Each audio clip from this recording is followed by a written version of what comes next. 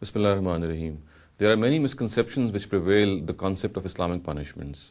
Amongst these misconceptions is one of the notions that in cases of diyat, the diyat of a woman is half that of a man.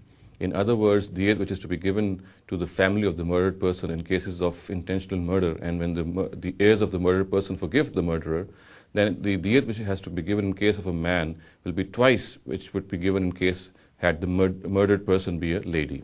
Now this concept has arisen because in the times of the Prophet, this diyat was implemented by him in the society. Now if we study the Quran, we come to realize that the Quran has not obligated us with any amount of diyat. It has not stipulated a specific amount of diyat. What the Quran has said that the diyat must be paid according to the customs and the conventions of the society. Now in the Arab society of the Prophet's times, the diyat of a lady or the diyat of a woman was half that of a man, and therefore in accordance with this custom and with this convention, the Prophet imposed this diyat in the Arab society. Today, of course, we are not bound to follow that custom. We can legislate our own custom, we can determine our own custom, the Parliament can determine the will of the people in this regard and then implement that as a diyat of a lady.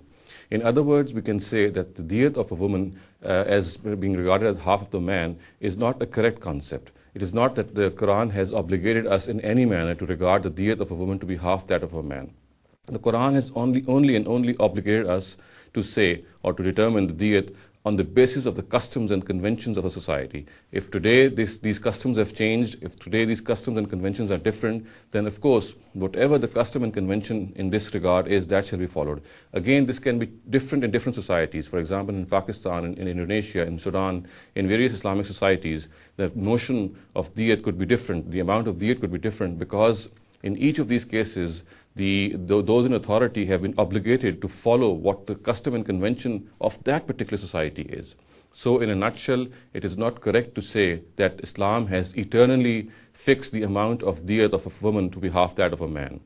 In the time of the Prophet himself, he just imposed or enforced the custom or convention of the Arab society regarding the diyat of a lady. Today, we can legislate again, we can determine this diyat to the will of the people, and we can follow the custom of our own society in this regard. أقول قولي هذا واستغفر الله لي ولكم ولسائر المسلمين والمسلمات.